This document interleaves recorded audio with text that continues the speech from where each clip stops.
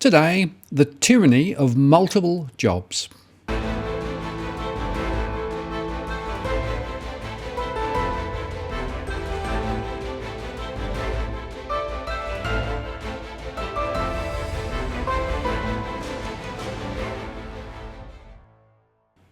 Hello again, it's Martin North from Digital Finance Analytics. Welcome to our latest posts covering finance and problem news with a distinctively Australian flavour.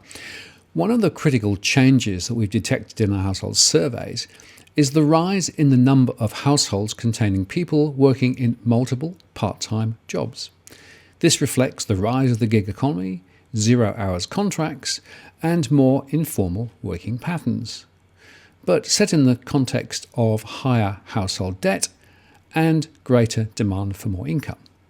We covered this recently in our Household Financial Confidence Index, which highlighted the rise in the number of people worried about their employment prospects. And overall, employed people worked a total of 19.2 million jobs during 2016 and 17, and that was an increase of 3.6% over the previous 12 months, and a 6.4% increase over the 6 years to 2016, according to the ABS. But the trends in multiple jobs chimes with recent research from the ABS, which revealed that around 15.6% of people who worked in 2016-17 held more than one job at the same time. In Australia, there were 2.1 million multiple job holders during the 2016-17 financial year. That's the last year for which data is available. And these were people who worked 2 or more jobs at the same time at some point during the year. The multiple job holder rate is the proportion of workers with multiple jobs in comparison to the number of employed people. And the multiple job holder rate increased slightly from 14.4% in 2011-12 to 15.6% in 2016-17. Of all the multiple job holders in 2016-17, 72.6% held 2 jobs, 19.4% held 3 jobs, and the remainder held 4 or more jobs. Females were more likely to be multiple job holders than males. In 2016-17, 53.7% of multiple job holders were females, and 46.3% were male. The multiple job holder rate for females at 17.5% was higher than that for males at 13.8%. And people under the age of 30 were more likely to be multiple job holders.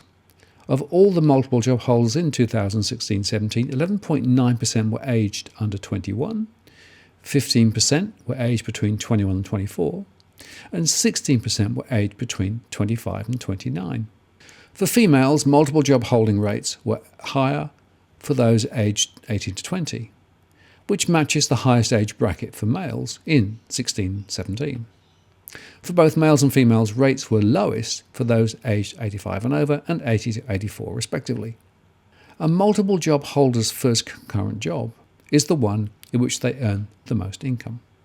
The most common industry of first concurrent jobs was healthcare and social assistant at 14.4%, and almost 4 out of every 5 of these workers were female. The second concurrent job is the highest income job held at the same time as the first concurrent job, and the largest share of these were in the administrative and support services at 14.2%, with those being shared by male and female multiple job holders at 55.6% for males and 44.4% females. In their first concurrent job, female multiple job holders were most likely to be working in healthcare and social assistance, 240,000 female multiple job holders, education and training, 161,600, or retail trade, 127,500.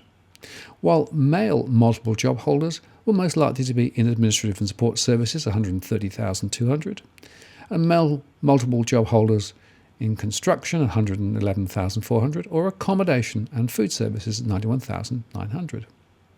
And the median total employment income for multiple job holders was $40,500, and those with a maximum of 2 concurrent jobs recorded a median employment income of $41,400, while those people with 3 jobs and more had lower median employment incomes at $38,600 and $38,000 respectively.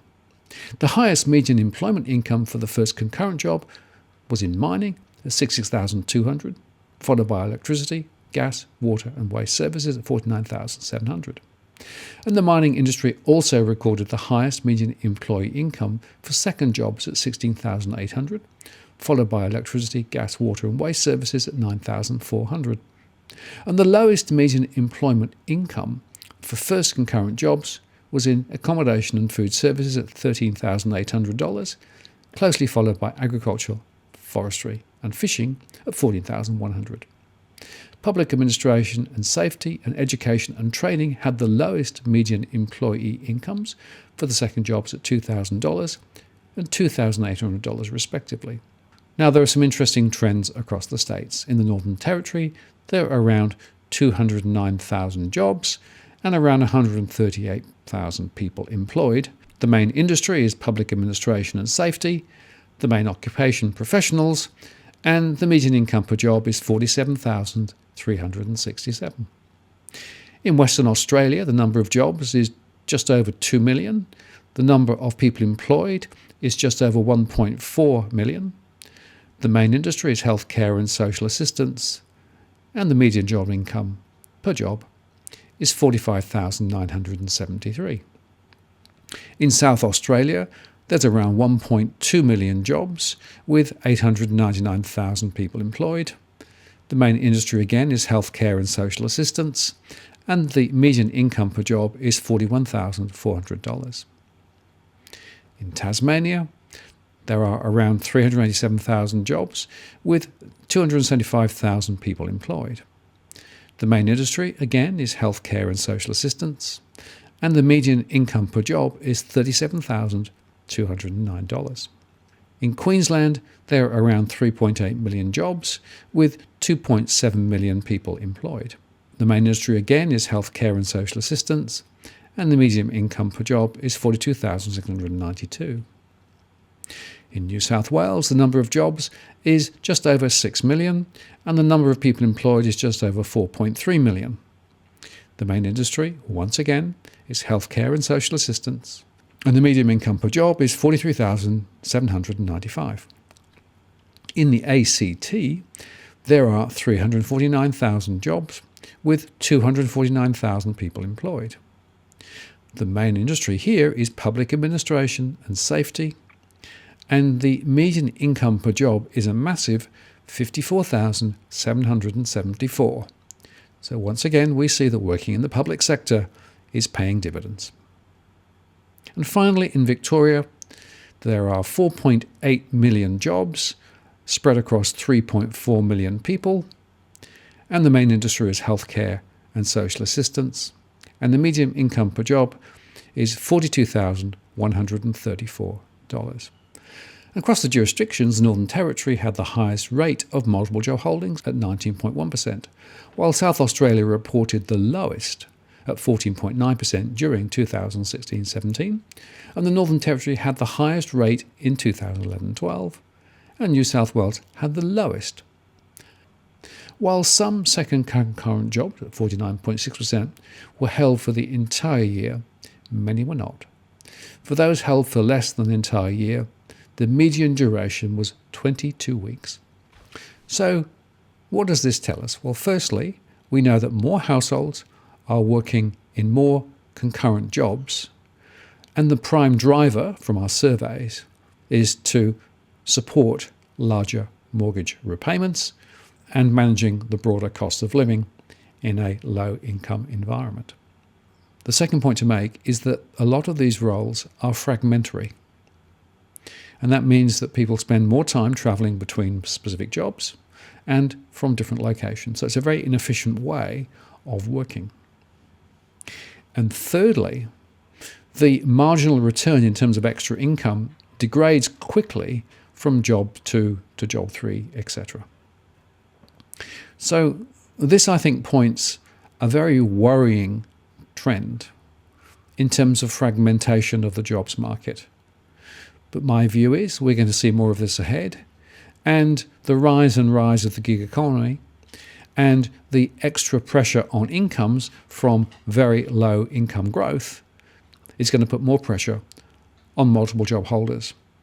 And whilst you might well argue that there is extra flexibility in being able to mix a range of part-time jobs, the fact is that for many, working multiple jobs concurrently is a tyranny that's very hard to navigate.